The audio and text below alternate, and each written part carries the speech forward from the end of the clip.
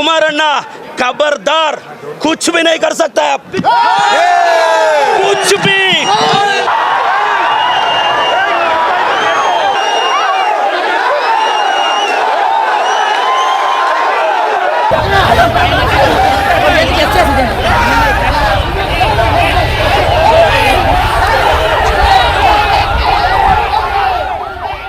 ಹೌದು, ಕೆಂಪೇಗೌಡ ಜಯಂತಿ ಕಾರ್ಯಕ್ರಮದ ವೇಳೆ ನಡೆದ ಚಪ್ಪಲಿ ಎಸೆತ ಹಾಗೂ ಬಳಿಕ ಉಂಟಾದ ಗಲಾಟೆ ಪ್ರಕರಣಕ್ಕೆ ಸಂಬಂಧಿಸಿದಂತೆ ಈಗ ಎನ್ಡಿಎ ಮುಖಂಡರು ಹೊಸ ದೂರು ನೀಡಿದ್ದಾರೆ.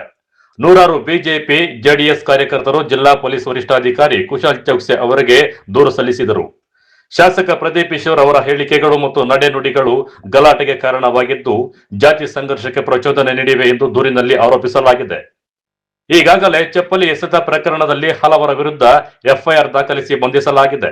ಆದರೆ ಗಲಾಟೆಗೆ ಕಾರಣರಾದವರ ವಿರುದ್ಧವೂ ಸಮಾನ ಕಾನೂನು ಕ್ರಮ ಕೈಗೊಳ್ಳಬೇಕು ಎಂದು ಎನ್ಡಿಎ ಮುಖಂಡರು ಆಗ್ರಹಿಸಿದರು. ಶಾಸಕ ಪ್ರದೀಪ್ ಈಶ್ವರ್ ಅವರನ್ನು A1 ಆರೋಪಿಯನ್ನಾಗಿ ಸೇರಿಸಿ ಅವರ ಬೆಂಬಲಿಗರ ವಿರುದ್ಧವೂ ಪ್ರಕರಣ ದಾಖಲಿಸಬೇಕು. ಇಲ್ಲವಾದರೆ ಮುಂದಿನ ದಿನಗಳಲ್ಲಿ ಉಗ್ರ ಹೋರಾಟ ನಡೆಸಲಾಗುವುದು ಎಂದು ಎಚ್ಚರಿಕೆ ನೀಡಿದರು.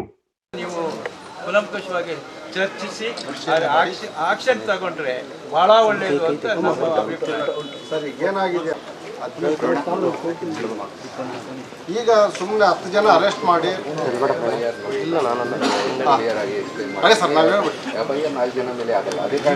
ಹಾಕಿದ್ದೀರಿ ಸರ್, ನಾವು ನೋಡಿದ್ವಿ ನಿಮಗೆ ಅದು ಮಾಡಿದ್ದೀವಿ. ಯಾವಾಗಲೂ ಯಾವುದು ಈ ಥರ ಕ್ರೌಡ್ ಆಗಿದೆ, ಕ್ರೌಡಲ್ಲಿ ಇನ್ಸಿಡೆಂಟ್ ಆಗಿದೆ, ಆ ಟೈಮ್ಗೆ ಯಾವಾಗಲೂ ಪೊಲೀಸ್ಗೆ ಯಾರ್ದು ಹೆಸರು ಗೊತ್ತು ಅವ್ರದ್ದು ಹೆಸರು ಹಾಕೊಂಡು ಎಂಡ್ ಅದರ್ಸಿಗೆ ಹಾಕ್ತಾರೆ. ಇದೇ ರೀತಿ FIR ಆಗುತ್ತೆ. ಆತನ ಪ್ರಚೋದನೆ ಮುಖ್ಯ ಕಾರಣ. ಯಾವಾಗ ಆತನು ಕಾರ್ ಮೇಲೆ ನಿಂತು ತೊಡೆ ತಟ್ಟೋದು, ಕೈ ತಟ್ಟೋದು, ಮೀಸೆ ತಿರುವುದು, ಕೂದಲು ಕಿತ್ತಾಕೋದು ಮಾಡಿ ಪ್ರಚೋದನೆ ಮಾಡಿದ್ರು.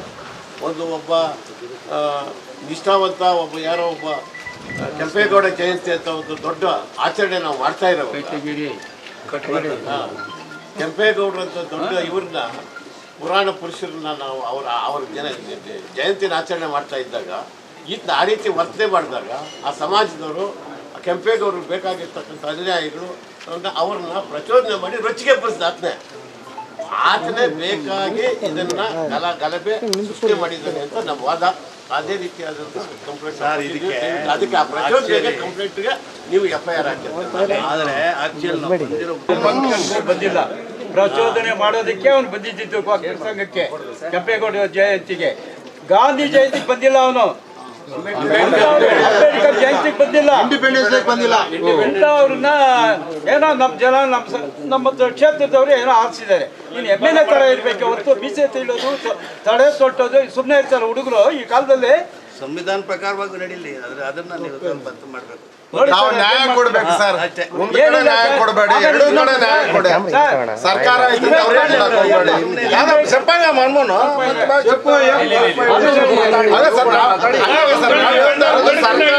ಅವ್ರಿಗೆ ನೀವು ರಕ್ಷಣೆ ಕೊಡಬೇಡಿ, ಸರ್ಕಾರ ಅವ್ರಿಗೆ ರಕ್ಷಣೆ ಕೊಡಬೇಡಿ.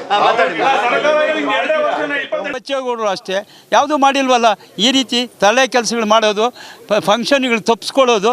ಇವತ್ತು ನಮ್ಮ ಕೆಂಪೇಗೌಡ ಜಯಂತಿಗೆ ಮಾತ್ರ ಬಂದು ನೀನು ಗಲಾಟೆ ಎಬ್ಬರಿಸಿ ಇದನ್ನೆಲ್ಲ ಮಾಡಿರೋ ತಪ್ಪಲ್ವಾ? ಅದಕ್ಕೆ ನಮ್ಮ ಹುಡುಗರು ಒದ್ದು ಹಾಕಿರ್ತಾರೆ. ಹಾಕ್ಲಿ ಬಿಡ್ರಿ, ಇಂಥವ್ರನ್ನ ಹಾಕ್ಬೇಕ್ರಿ. ಯಾರ ಮೇಲೆ ಕ್ರಮಕ್ಕಾಗಿ ಒತ್ತಾಯಿಸಿದ್ರೆ ಸರ್? ನಾನು ಇವನು ಪ್ರದೀಪ್ ಈಶ್ವರ್ ಮೇಲೇ ಕ್ರಮ ತಗೋಬೇಕು. ಅವನು A1 ಮಾಡಿದ್ದೀವಿ, A1 ಮಾಡಿ ಅವನ್ನ ಅಂತ ಹೇಳಿದ್ದೀವಿ, ಕೇಳ್ಕೊಂಡಿದ್ದೀವಿ. ಓಕೆ, ಸರ್ಕಾರ ಇದೆ, ಅದಕ್ಕೆ ಕಾಂಗ್ರೆಸ್ನವ್ರ ಮೇಲೆ ಕ್ರಮ ತಗೊಂಡಿಲ್ಲ ಅಷ್ಟೇ. ಅರ್ಥ ಆಯ್ತಾ? ಇವನಿಂದ ಅಲ್ಲ ಕ್ರಮ ತಗೊಳ್ಳೋರು, ಇವನಿಂದ ಇವನು ಹೇಳಿದ್ರೆ ಕ್ರಮ ತಗೊಳ್ತಾ ಇರಲಿಲ್ಲ. ಅದರಿಂದ ಇರಲಿ, ಸರ್ಕಾರ ಇರೋದ್ರಿಂದ ಎಲ್ಲ ಕಡೆನೂ ಅವರು ಮಾಡಬೇಕಾಗಿತ್ತು, ಮಾಡಿಲ್ಲ. ನಾವು ಮಾಡಿದ್ದೀವಿ. NDA ನಮ್ಮದು. ಹೌದು, ಇವಾಗ ಕ್ರಮ ತಗೊಳ್ಳೋದಕ್ಕೆ ಹೇಳಿದ್ದೀವಿ. ತಗೊಳ್ಳೋದಿದ್ರೆ ಒಂದು 10-20 ಸಾವಿರ ಜನ ಸೇರ್ತೀವಿ, ಪ್ರೊಟೆಸ್ಟ್ ಮಾಡ್ತೀವಿ. ಅದು 100% ಅದನ್ನೇ ಮಾಡೋದು. ಅವನು SCಗಳು ತೆಗೆದು STಗಳ ಮೇಲೆ ಹಾಕ್ತಾನೆ, STಗಳನ್ನ ತೆಗೆದು SCಗಳ ಮೇಲೆ ಹೇಳ್ತಾನೆ, ಒಕ್ಕಲನ್ನ ತೆಗೆದು ಬಲ್ಜಿಗ್ರ ಮೇಲೆ ಹಾಕ್ತಾನೆ, ಬಲ್ಜಿಗ್ರನ್ನ ಒಕ್ಕಲಿಗರ ಮೇಲೆ ಹಾಕ್ತಾನೆ. ಈ ರೀತಿ ಪ್ರಚೋದನೆ ಮಾಡಿನೇ ಅವನು ಕುಲುಗೇಡಿಸ್ತಾ ಇರೋ ಈ ಕ್ಷೇತ್ರನ. ಹೌದು, ಈ ಕ್ಷೇತ್ರನೇ ಕುಲುಗೇಡಿಸ್ತಾ ಇದ್ದಾನೆ. ಇನ್ನು ಶಾಸಕ ಪ್ರದೀಪ್ ಈಶ್ವರ್ ಜಾತಿಗಳ ನಡುವೆ ದ್ವೇಷ ಮೂಡಿಸುವ ರೀತಿಯ ಹೇಳಿಕೆಗಳನ್ನು ನೀಡಿದ್ದು ಗಲಾಟೆಗೆ ಪ್ರಚೋದನೆ ನೀಡಿದ್ದಾರೆ ಎಂದು ಆರೋಪಿಸಿ ಶಾಸಕರನ್ನು A1 ಆರೋಪಿಯನ್ನಾಗಿ ಸೇರಿಸುವಂತೆ ಒತ್ತಾಯಿಸಿದ್ದಾರೆ.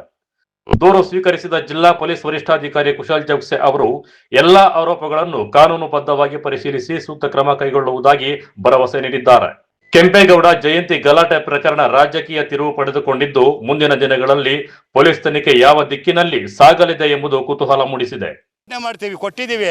ಹಿಂದೆ ಇರೋರ್ನೆಲ್ಲ ಅರೆಸ್ಟ್ ಮಾಡಬೇಕು, ಮೈನ್ ಆರೋಪಿ ಶಾಸಕರು ಮಾಡಬೇಕು, ಇಲ್ಲಾಂದರೆ ಕ್ರಮ ನಾವೇ ಪ್ರತಿಭಟನೆ ಮಾಡಿ ದೊಡ್ಡದಾಗಿ. ಅಷ್ಟಿಷ್ಟಲ್ಲ, ಜನಸಂಖ್ಯೆಗೆ ಹೇಳೋದು ಬೇಡ, ಇವತ್ತು ಹೇಳಿ ನಾಳೆ ಜನಸಂಖ್ಯೆ ಇಲ್ಲ ಅನ್ನೋದು ಬೇಡ. ಇಡೀ ಊರಿಂದ ವಾಲಂಟ್ರಿಯಾಗಿ ಬರಬೇಕು ಅಂತ ಹೇಳಿರೋದು.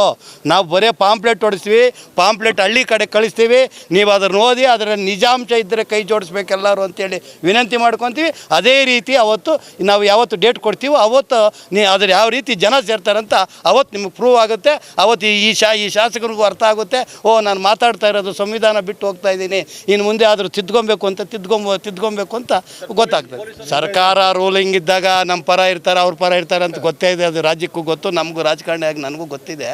ನಿಲ್ಲಿಸ್ಬೇಕಾದ್ರೆ ಅವ್ರನ್ನ ನಾವು ಜನಸಂಖ್ಯೆ ಜಾಸ್ತಿ ಆಗಬೇಕು, ಪ್ರತಿಭಟನೆ.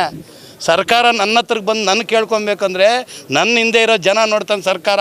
ಹಿಂದೆ ಇವ್ರ ಹಿಂದೆ ಏನಪ್ಪ 50,000 ಜನ ಅಂದರೆ SP-ನೂ ಬರ್ತಾನೆ, DIG-ನೂ ಬರ್ತಾನೆ. ನೆನ್ನೆ ಗಿರೀಶ್ ಇಲ್ಲಿಗೆ ಬಂದಿದ್ರಲ್ಲ, ನನ್ನ ಹುಡ್ಕೊಂಡು ಎಲ್ಲಿರ್ತಾರೆ ಬರ್ತಾರೆ, ಸಂಧಾನ ಮಾಡೋಣ ಬಾ ಅಂತ. ಆ ರೀತಿ ಆಗಬೇಕು ಅಂತ ನಾವು ಪಾಂಪ್ಲೆಟ್ ಹೊಡಿಸಿ ಪ್ರತಿ ಹಳ್ಳಿಗೂ ನಾವೇನು JDS BJP ಮುಖಂಡರಿದ್ದೀವಿ, ಎಲ್ಲ ಊರೊಳಗೆ ತಿಳಿಸ್ಬೇಕು. ಹೆಚ್ಚಿನ ಹೋರಾಟ ಅಂದರೆ ಇದು ಹಿಸ್ಟ್ರಿಯಲ್ಲಿ ರೆಕಾರ್ಡ್ ಆಗಬೇಕು ಅಂತ ನಮ್ಗೆ ಆದೇಶ ಬಂದಿದೆ. ಅದೇ ರೀತಿ ಮಾಡ್ತೀವಿ. ನಮ್ಮ ಶಾಸ್ತ್ರದಲ್ಲಿ ಒಂದೇ ಒಂದು ಪ್ರಶ್ನೆ ನಾನು ಕೇಳೋದೇನು ಅಂದರೆ, ನಮ್ಮ ಪ್ರದೀಪ್ ಅಣ್ಣ ಹತ್ರ ಈಗ ಇದುವರೆಗೂ ಏನು ಕೆಂಪೇಗೌಡ ಜಯಂತಿಗಳಿಗೆ ಅವ್ರು ಶಾಸ್ತ್ರ ಆದಮೇಲೆ ಬಂದಿದ್ದಾರೆ. ಶಾಸ್ತ್ರ ಆದಮೇಲೆ ಬಂದಾಗ ಯಾವ ರೀತಿ ಗೌರವವಾಗಿ ಕಳಿಸಿದ್ದಾರೆ. ಇವರು ಕರೆದು ನಾನು ಅವಮಾನ ಮಾಡಿದ್ರು. ನಾನು OBC ಅಂದರೆ ಅವ್ರಿಗೆ ಅರ್ಥನೇ ಗೊತ್ತಿಲ್ಲ. OBC ವಕೀಲರು ಸೇರ್ತಾರೆ, ಬರೀ ಬಲ್ಜಿಗರು ಒಂದೇ ಅಲ್ಲ, OBC ವಕೀಲಿಗರು ಎಲ್ಲ ಜನಾಂಗದವ್ರು ಸೇರ್ತಾರೆ. ದಯವಿಟ್ಟು ಇವೆಲ್ಲ ಬಿಟ್ಟು ನೀವು ಏನೀಗ ಅವಕಾಶ ಸಿಕ್ಕಿದೆ, ನಿಮಗೆ ಇನ್ನು 2 ವರ್ಷ ಅವಕಾಶ ಇದೆ, ಒಳ್ಳೆ ಕೆಲಸ ಮಾಡ್ಕೊಂಡು ಹೋಗಿ. ಈ ರೀತಿ ಪ್ರಚೋದನೆ ಮಾಡಿ ಇದು ಮಾಡಿಕೊಂಡು ಹೋಗೋದು ಬೇಡ ಅಂತ ನಾನು ಶಾಸ್ತ್ರದಲ್ಲಿ ನಾನು ಮನವಿ ಮಾಡ್ತಾ ಇದ್ದೇನೆ. ನಾನು ಈ ರೀತಿ ಯಾಕೆಂತಂದರೆ ಇದು ಮಾಡ್ತಾ ಹೋದರೆ ಮುಂದೆ 28 ಚುನಾವಣೆಗೆ ನೀವು ಅಲ್ಲಿ ಚುನಾವಣೆ ನಿಲ್ಲೋದಕ್ಕೆ ಅವಕಾಶನೇ ಸಿಗೋದಿಲ್ಲ ನಿಮ್ಮ ಕಾಂಗ್ರೆಸ್ಸಲ್ಲಿ ಅಂತ ಅವ್ರಲ್ಲಿ ಮನವಿ ಮಾಡ್ತೀನಿ ನಾನು. ಒಟ್ಟಾರೆ ಕೆಂಪೇಗೌಡ ಜಯಂತಿ ವೇಳೆ ನಡೆದ ಗಲಾಟೆ ಪ್ರಕರಣ ಇದೀಗ ಮತ್ತಷ್ಟು ರಾಜಕೀಯ ಬಣ್ಣ ಪಡೆದುಕೊಂಡಿದ್ದು, ಶಾಸಕ ಪ್ರದೀಪ್ ಈಶ್ವರ್ ವಿರುದ್ಧವೂ ಪ್ರಕರಣ ದಾಖಲಿಸುವಂತೆ NDA ಮುಖಂಡರು ಒತ್ತಾಯಿಸಿದ್ದಾರೆ. ಈ ಬೆಳವಣಿಗೆ ಜಿಲ್ಲೆಯ ರಾಜಕೀಯ ವಲಯದಲ್ಲಿ ಹೊಸ ಚರ್ಚೆಗೆ ಕಾರಣವಾಗಿದೆ. ಕ್ಯಾಮರಾ ಪರ್ಸನ್ ಪ್ರವೀಣ್ ಜೊತೆ ಕಳವಾರ ಅರುಣ್, MMT ನ್ಯೂಸ್, ಚಿಕ್ಕಬಳ್ಳಾಪುರ.